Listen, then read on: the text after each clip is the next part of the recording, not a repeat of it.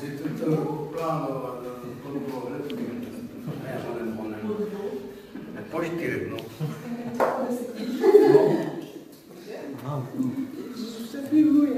Tady je kamera. Ale je tam ještě svatlo, když přišli dost pozdě, až o 3/4, takže kdyby zapomněla, že jsem tam odjela. Jak se máš?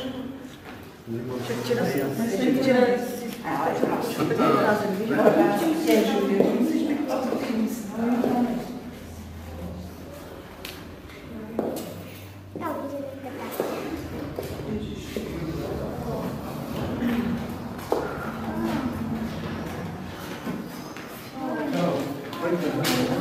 Dědek poslední, to je normální.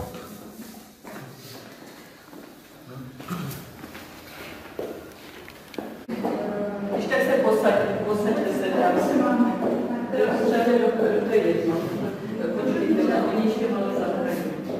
Ještě počkejte, oni malé zahrají.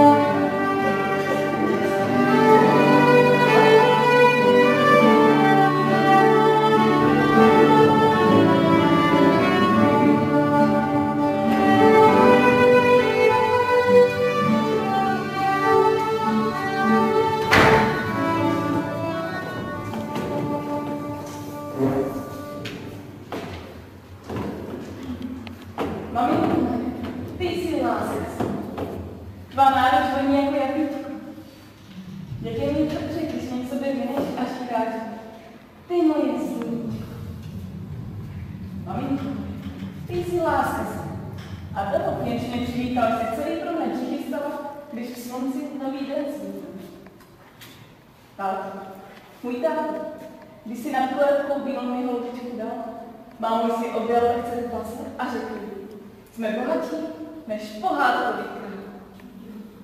Tak zavonila o nás jako pod jablem. A co si zvonila jako sníh na moře? Ach mámo, táta, láska domů staví. A já jsem v té stavbě malinký kamín.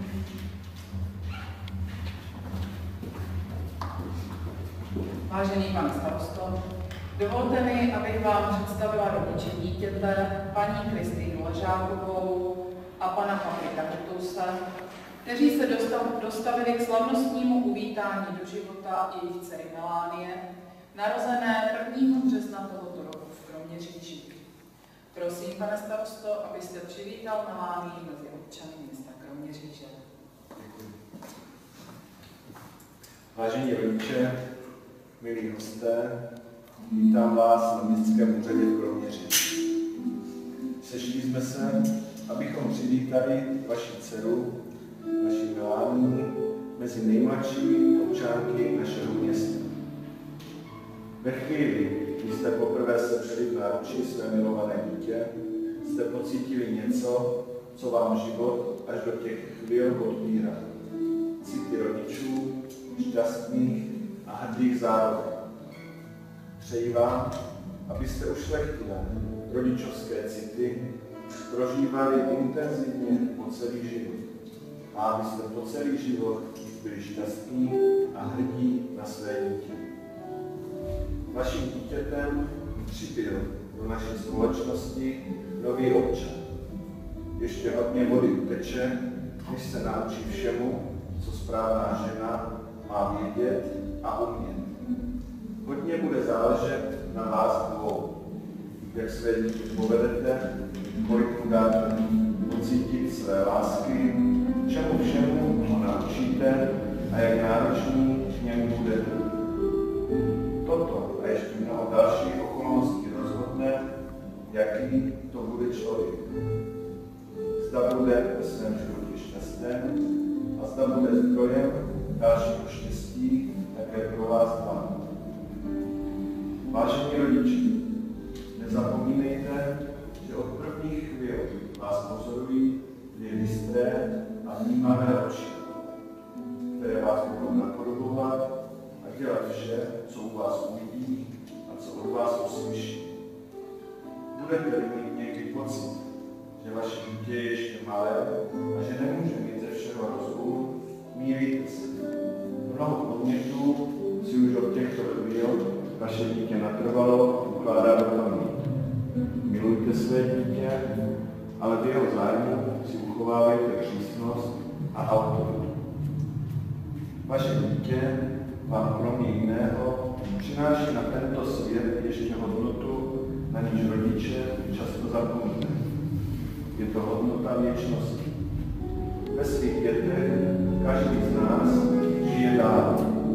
Životy našich dětí jsou pokračování životů našich a našich předků. Tento nekonečný řetěz generací se nesmí nikdy uzavřít. Musíme se starat, aby se také nikdy neuzavřel. Dnešní den je pro vás stejně významný jako den, kdy jste se asi seznámili, ale ještě je důležitější, protože od dneška už od 1. března se staráte o malého dvoječka, který vám bude opravdu přinášet štěstí. Vážení rodiče, dovolte, abych vám popřál hodně zdraví, pohody a radosti. A tobě, má Melanie, abys navždy milovala svou maminku a tatínka a abyste šťastně kročili do života, který vás teprve čeká a abyste také byli hrdí na naše město Kroměříž.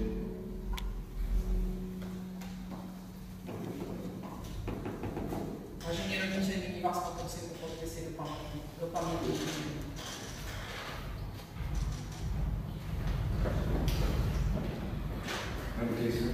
Pamatujte se dvou.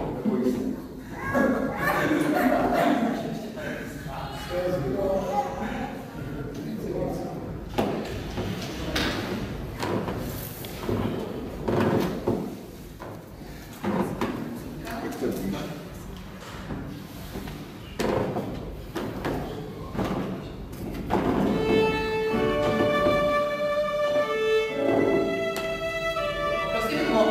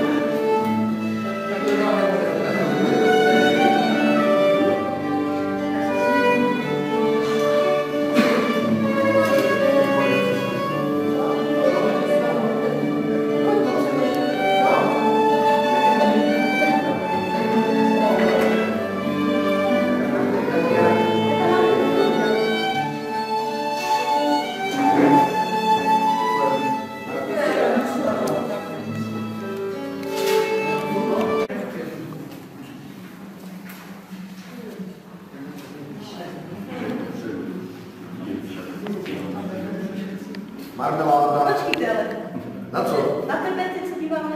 Ano. Na jařku. Ještě. A já budu. Jo. Který? Můžu tam rozběhnout? Ještě vydržte. Jo.